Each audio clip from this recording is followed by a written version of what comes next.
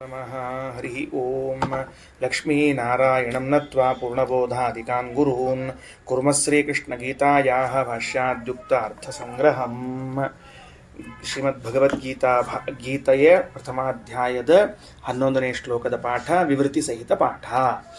ಅಯನೇಷು ಚ ಸರ್ವೇಷು ಯಥಾ ಭಾಗಮವಸ್ಥಿತಾಃ ಭೀಷ್ಮಮೇವಾಭಿರಕ್ಷಂತು ಭವಂತಃ ಸರ್ವ ಏವ ಹಿ. 11ನೇ ಶ್ಲೋಕ. ಪದಚ್ಛೇದ ಏನು? ಅಯನೇಷು ಚ ಸರ್ವೇಷು ಯಥಾಭಾಗಂ ಅವಸ್ಥಿತಾಃ ಭೀಷ್ಮಂ ಏವ ಅಭಿರಕ್ಷಂತು ಭವಂತಃ ಸರ್ವೇ ಏವ ಹಿ. ಅದು ಸರ್ವ ಅಲ್ಲ, ಸರ್ವೇ ಅನ್ನಬೇಕು. ಹಿ ಅಂತ ಆಯ್ತು. ಈಗ ರಾಯರೇನು ವ್ಯಾಖ್ಯಾನ ಮಾಡ್ತಾರೆ? ಶ್ಲೋಕಾಭಿಪ್ರಾಯ ಏನಪ್ಪ ಅಂತಂದ್ರೆ, ಆಯಕಟ್ಟಿನ ಎಲ್ಲ ಸ್ಥಳಗಳಲ್ಲಿ ತಕ್ಕಂತೆ ಹಂಚಿಕೊಂಡು ಕಾವಲು ನಿಂತು ನೀವೆಲ್ಲರೂ ಭೀಷ್ಮನನ್ನೇ ಕಾಯುತ್ತಿರಬೇಕು. ದ್ರೋಣಾಚಾರ್ಯ ಅಂತಾನೆ, ದುರ್ಯೋಧನ ನೀವು ನಮ್ಮ ಸೇನಾಧಿಪತಿಯಾದ ಭೀಷ್ಮರನ್ನು ಕಾಯಬೇಕು ಅಂತ ದ್ರೋಣಾಚಾರ್ಯರಿಗೆ ದುರ್ಯೋಧನ ಹೇಳುತ್ತಿದ್ದಾನೆ. ಇದು ಕೊನೆಯ ಶ್ಲೋಕ, ದುರ್ಯೋಧನ ಮಾತು. ಅಯನೇಷು ಚ ಸರ್ವೇಷು, ಸರ್ವೇಷು ಅಯನೇಷು ಅಂತಂದ್ರೆ ಎಲ್ಲ ಆಯಕಟ್ಟಿನ ಸ್ಥಳಗಳು. ಆಯಕಟ್ಟಿನ ಸ್ಥಳಗಳಂದ್ರೆ ಅರ್ಥ ಏನು? ಶತ್ರುಗಳು ಒಳ ನುಗ್ಗಬಹುದಾದ ಸ್ಥಳಗಳನ್ನ ಅಯನ ಅಂತ ಕರೀತಾರೆ. ಸರ್ವೇಷು ಚ ಅಯನೇಷು,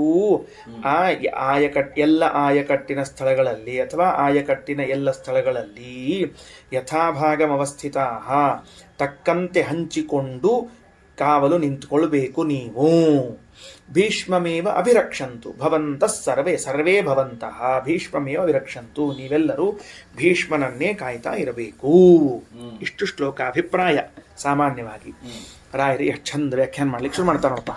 ಏನಂತಾರೆ ಇಲ್ಲಿ ಶ್ಲೋಕದಲ್ಲಿ? ಒಂದು ಕಾರಣವಾಚಿಯಾದ ಪದ ಬೇಕಾಗಿದೆ. ಏನ್ ಬೇಕಾಗಿದೆ? ಕಾರಣ. ದೇರ್ ಫೋರ್ ಅಂತ ಬೇಕಾಗಿದೆ ನಮ್ಗೆ. ಆದ್ದರಿಂದ ಅಂತ ಬೇಕಾಗಿದೆ. ಈ ಶ್ಲೋಕದಲ್ಲಿ ಎಲ್ಲೂ ಆದ್ದರಿಂದ ಅಂತ ಪದ ಇಲ್ಲೇ ಇಲ್ಲ. ಅದಕ್ಕೆ ಸರ್ವೇ ಏವ ಹಿ ಅಂತನ್ನುವಲ್ಲಿ ಹೀಕಾರ ಬಂದದ, ಅದನ್ನು ಕೊನೆಗೆ ಹಾಕ್ಯಾರ ವೇದವ್ಯಾಸದೇವರು. ಹಿ ಅನ್ನೋ ಶಬ್ದಕ್ಕೆ ಪ್ರಸಿದ್ಧಿ ಅಂತ ಅರ್ಥ, ಪ್ರಸಿದ್ಧ ಅಂತ. ಇಲ್ಲಿ ನೀವೆಲ್ಲರೂ ಭೀಷ್ಮರನ್ನ ಕಾಯಬೇಕು ಅಂತನ್ನೋದು ಪ್ರಸಿದ್ಧ ಏನ ಮೀನಿಂಗ್ಲೆಸ್, ಅರ್ಥ ಆಗೋದಿಲ್ಲ. ಅದಕ್ಕೆ ಹಿಂದಿನ ಶ್ಲೋಕಕ್ಕೂ ಮುಂದಿನ ಶ್ಲೋಕಕ್ಕೂ ಜಾಯಿಂಟ್ ಮಾಡುವ ಅಂದ್ರೆ ಸಂಬಂಧ ಕಲ್ಪಿಸುವಂತಹ ಒಂದು ಶಬ್ದ ಯಾವುದು ಅಂದ್ರೆ ಹಿ. ಅದಕ್ಕೆ ರಾಯರು ಬರ್ತಾರೆ, ಹಿ ಯಸ್ಮಾದೇವ ಮತಃ. ಹಿ ಕಾರಣದ. ಏನು ಕಾರಣದ? ನೀವು ಭೀಷ್ಮಾಚಾರ್ಯ ರಕ್ಷಣಾ ಮಾಡ್ರಿ ಅಂತ ಹೇಳಿ ಒಂದು ಕಾರಣದ. ಹಿಂದಿನ ಶ್ಲೋಕದ ಕಾರಣ ಅದು.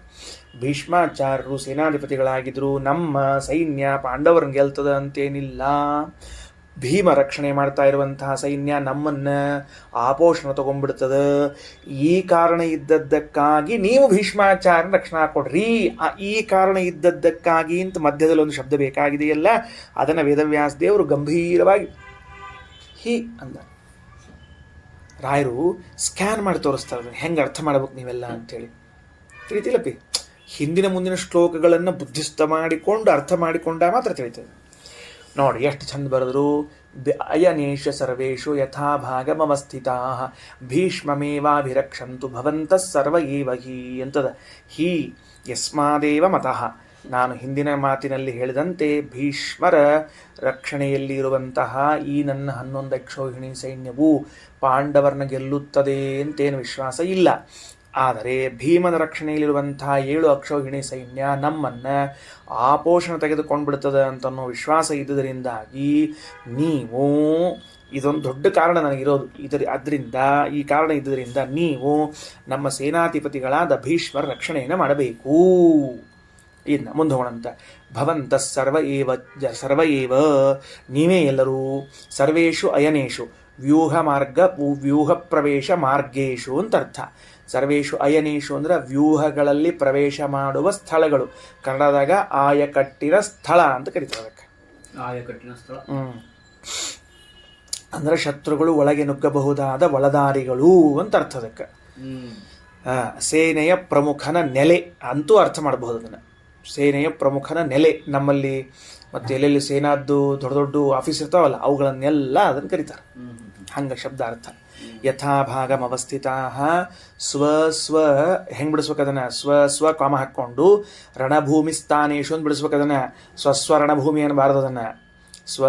ತಮ್ಮ ತಮ್ಮ ರಣಭೂಮಿ ಸ್ಥಾನಗಳಲ್ಲಿ ನೀವು ಯುದ್ಧ ಮಾಡುವ ಸ್ಥಳಗಳಲ್ಲಿ ದೃಢಮವಸ್ಥಿತಾಸಂತಹ ಗಟ್ಟಿಯಾಗಿ ಕಾಲು ಊರಬೇಕು. ಭೀಷ್ಮಮೇವ ಅಭಿರಕ್ಷಂತು.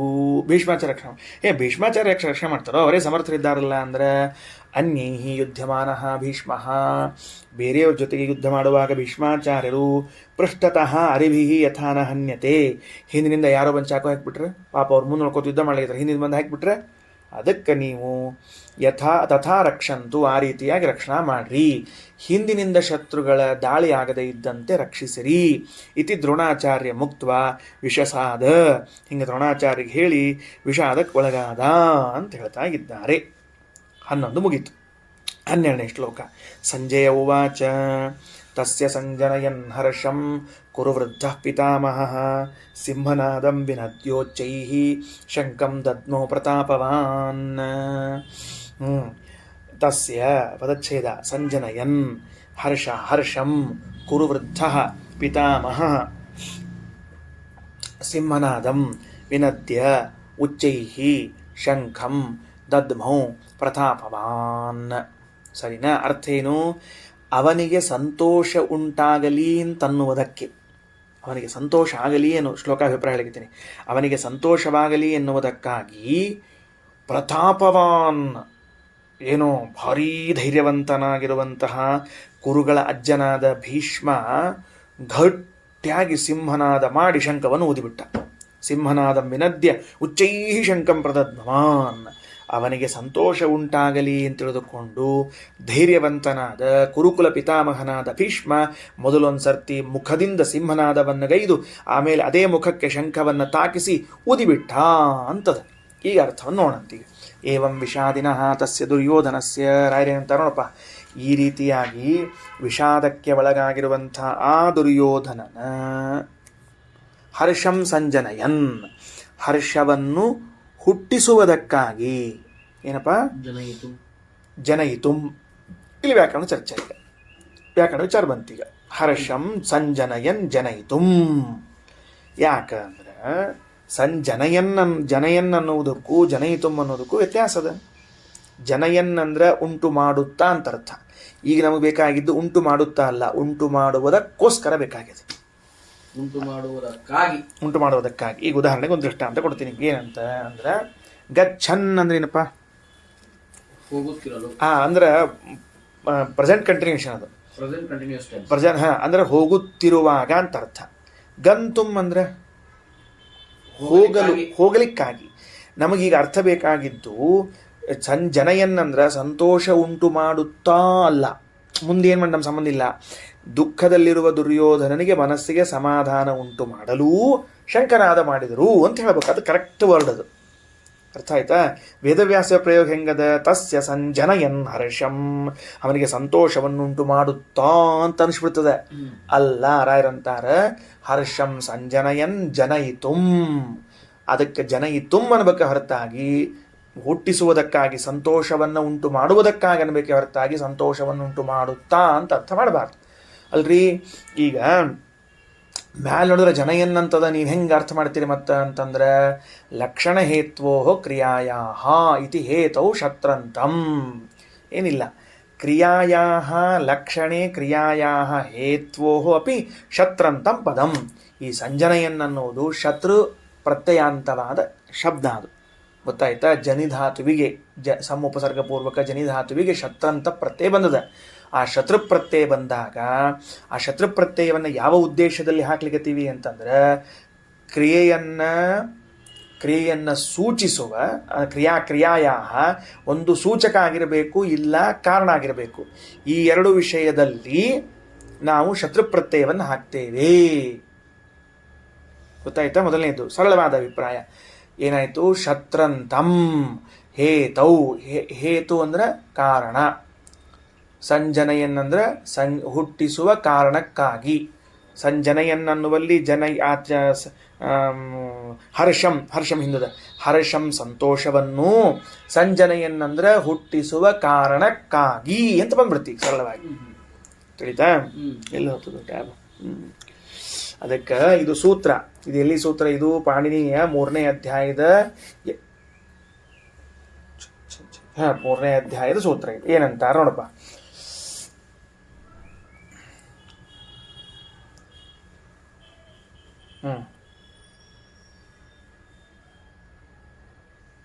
ನೋಡಪ್ಪ ಹೆಂಗದ ಅಂದ್ರೆ, ಶಯಾನಾಹ ಭುಂಜತೆ ಯವನಾಹ ಇತಿ ಅಂತ ಒಂದದ ಶಬ್ದ. ಏನು?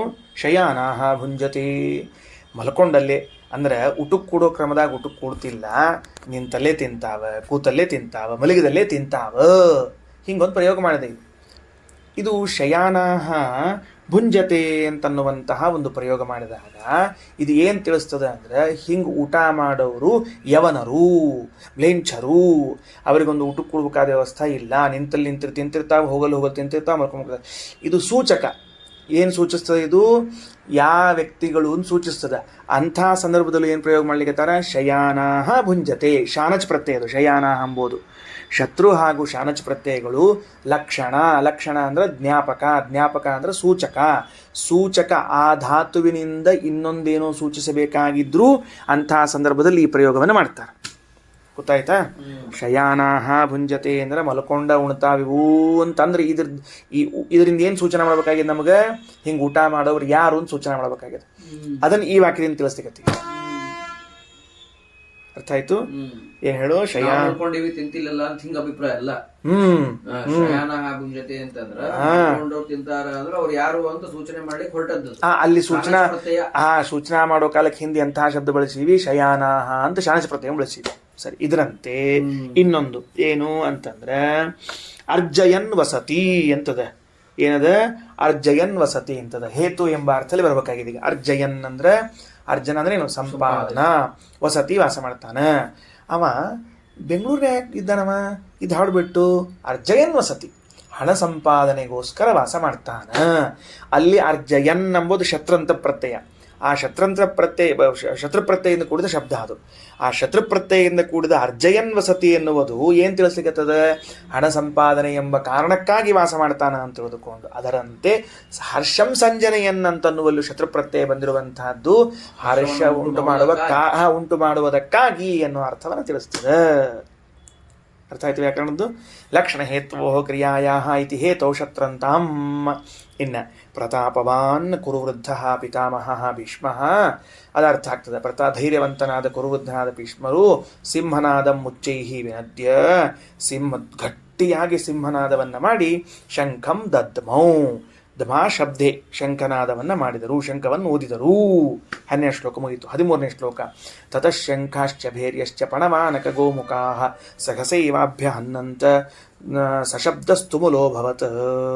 ತತಃ ಶಂಖಾಃ ಚ ಭೇರ್ಯಃ ಚ ಪಣವ ಆನಕ ಗೋಮುಖಾಃ ಸಹಸಾ ಏವ ಅಭ್ಯಹನ್ಯಂತ ಸಹ ಶಬ್ದಃ ತುಮುಲಃ ಅಭವತ್. ತತಃ ತತ್ ಶಂಖಧ್ವಾನಾನಂತರಂ, ಭೀಷ್ಮಾಚಾರ ಶಂಖ ಮಾಡಿ ಮುಗಿಸಿದ ಮೇಲೆ ಏನಾಯ್ತು? ಮೂಲ ಶ್ಲೋಕ ನೋಡು. ಶಂಖಾಃ, ಅವರ ಪಕ್ಷದಲ್ಲಿದ್ದವರೆಲ್ಲರೂ ಶಂಖವನ್ನು ಊದಿದರು. ಯಾರ ಪಕ್ಷದಲ್ಲಿದ್ದವರು? ಭೀಷ್ಮಾಚಾರ್ಯ ಪಕ್ಷದಲ್ಲಿ, ಕೌರವ ಪಕ್ಷದಲ್ಲಿದ್ದವರು. ಆಮೇಲೆ ಭೇರ್ಯ, ಭೇರ್ಯ ಅಂದ್ರೇನು? ನಗಾರಿ. ಪಣವ, ಪಣವ ಅಂದ್ರೇನು? ತಮಟೆ, ತಮಟೆ. ಆನಕ ಅಂತಂದ್ರೇನು? ಮದ್ದಳೆ.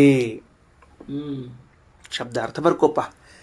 ಪಣವ ಅಂದ್ರೆ ತಮಟೆ, ಆನಕ ಅಂದ್ರೆ ಮದ್ದಳೆ.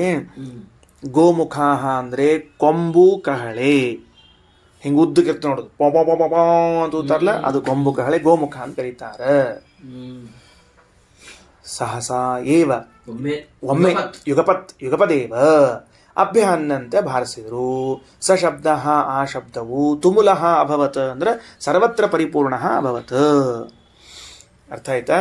ಆಮೇಲೆ ಶಂಖಗಳು, ನಗಾರಿಗಳು, ಟಮಟೆ, ಡೋಲು, ಗೋಮುಖಗಳು ಒಮ್ಮೆಲೆ ಬಾರಿಸಿದ ಕೂಡಲೇ ಆ ಸದ್ದು ಏನಾಯ್ತು? ಒಮ್ಮೆ ಕಿವಿ ಬಿದ್ದುಬಿಡ್ತು, ನೋಂಗಾಗ್ಬಿಡ್ತು. ರೈಟ್. 13 ಶ್ಲೋಕ ಮುಗಿತು. 14ನೇ ಶ್ಲೋಕ. ತತಶ್ವೇತೈರ್ಹಯೈರ್ಯುಕ್ತೆ ಮಹತಿ ಸ್ಯಂದನೆ ಸ್ಥಿತವು ಮಾಧವ ಪಾಂಡವಶ್ಚೈವ ದಿವ್ಯೋ ಶಂಖೋ ಪ್ರತದ್ಮತು. ಹಿಂಗೆ ಕೌರವ್ರ ಪಕ್ಷದಾಗ ಆದಾಗ ಪಾಂಡವ್ರ ಪಕ್ಷದಾಗ ಏನಾಯ್ತು ಅಂತ ಶುರುವಿನ. ಇಷ್ಟೊತ್ತಂಗ ಪಾಂಡವ್ರ ಪಕ್ಷ ಬಂದೇ ಇಲ್ಲ. ಇನ್ನು ಮುಂದೆ ಸೀದಾ ಪಾಂಡವ ಪಕ್ಷ ಹೋತು ಅಂದ್ರೆ ಪೂರ್ಣ ಹೋಗೇ ಬಿಡ್ತೀನಿ, ನಾವು ಈ ಕಡೆ ಹೋಗೋದೇ ಇಲ್ಲ. ಆಯ್ತಾ? ತತಃ ಅನಂತರದಲ್ಲಿ ತೇಷಾಂ ಘೋಷಾನಂತರಂ ಅಂತರ್ಥ. ಅವರು ಘೋಷಣೆ ಮಾಡಿದ ಮೇಲೆ ಪದಚ್ಛೇದ ಹೆಂಗೆ ಮಾಡೋದು? ತತಃ ಶ್ವೇತಹಯೈಃ ಯುಕ್ತೆ ಮಹತಿ ಸ್ಯಂದನೆ ಸ್ಥಿತೌ ಮಾಧವಃ ಪಾಂಡವಃ ಚ ಏವ ದಿವ್ಯೌ ಶಂಖೌ ಪ್ರದಧ್ಮತುಃ. ತತಃ ತೇಷಾಂ ಘೋಷಾನಂತರಂ, ಆಮೇಲೆ ಅವರು ಭೀಷ್ಮಾಚಾರ್ಯರು ಸಮಗ್ರ ಕೌರವರು ಕೂಗಿದ ಮೇಲೆ ಶ್ವೇತಹಯೈಃ ಶುಕ್ಲವರ್ಣಾಶ್ವೈಃ ಯುಕ್ತೆ ಬಿಳಿ ಬಣ್ಣದ ಕುದುರೆಗಳಿಂದ ಕೂಡಿಕೊಂಡಿರುವಂತಹ ಸ್ಯಂದನೆ ರಥೌ ರಥೆ ಸ್ಯಂದನೆ ರಥೆ ಸ್ಯಂದನ ಅಂದ್ರೆ ರಥ ರಥದಲ್ಲಿ ಪಾಂಡವ ಅರ್ಜುನ ಪಾಂಡವಸ್ತು ಅರ್ಜುನ ಇಲ್ಲಿ ಮಾಧವ ಪಾಂಡವಶ್ಚೈವ ಅಂತದ. ಮಾಧವ ಅಂದ್ರೆ ಕೃಷ್ಣ, ಪಾಂಡವ ಅಂದ್ರೆ ಯಾರು ತಗೋಬೇಕು ಅಂತ ಪ್ರಶ್ನೆ ಬಂತು, ಅದಕ್ಕೆ ಅರ್ಜುನ ಅನ್ಬಾರ್ದು. ಸ್ಥಿತೌ ಅದು ಚೈವ ದಿವ್ಯೌ ಶಂಖ ಪ್ರದದ್ಮತು ಹೋದಲ್ಲ, ಅಲ್ಲೇನ್ ಮಾಡ್ಕೋಬೇಕು? ರಥದಲ್ಲಿ ನಿಂತೇ ಶಂಖ ಊದಿದೆ ಹೊರತಾಗಿ ಕೆಳಗಿಳಿದು ಅಂತ ತಿಳಿಬಾರ್ದು. ಸ್ಥಿತೌ ಏವ ಅಂತ ಅನ್ವಯ ಮಾಡ್ಕೊಳ್ರಿ ಅಂತ ಹೇಳಿಕತ್ತಾರ. ಕಲ್ಪನಾ ಬಂತ ಹೇಳಿದ್ದೇನಂತ. ಅನಂತರದಲ್ಲಿ ಭೀಷ್ಮಾಚಾರ್ಯ ಶಂಖನಾದ ಮಾಡಿದ ಮೇಲೆ ಬಿಳಿಯಾದ ಕುದುರೆಗಳಿಂದ ಕಟ್ಟಲ್ಪಟ್ಟ ದೊಡ್ಡದಾದ ರಥದಲ್ಲಿ ನಿಂತಿರುವಂತಹ ಕೃಷ್ಣ ಹಾಗೂ ಅರ್ಜುನರು ದಿವ್ಯವಾದ ಶಂಖವನ್ನು ನಾದ ಮಾಡಿದರು. ಸ್ಥಿತವು ಅಂತ ಎಷ್ಟಾದ ಸ್ಥಿತವು ಏವ ಮಾಡ್ಕೊಳ್ಳೋದು ಸರಿ ಆಯ್ತಾ. ಇದರ ಮೇಲೆ ಹೊಸ ವಿಷಯಗಳೆಲ್ಲ ಅದನ್ನು ನೋಡಂತ. ಶ್ವೇತಹಯರಿಂದ ಯುಕ್ತವಾದದ್ದು ಅಂದ್ರೆ ಏನು, ಮಹತಿ ಸ್ಯಂದನ ಅಂದ್ರೆ ಏನು ಎಂಬುದನ್ನು ನಾನು ನೋಡೋಣ. ಶ್ರೀಕೃಷ್ಣ ಅರ್ಪಣಮಸ್ತು.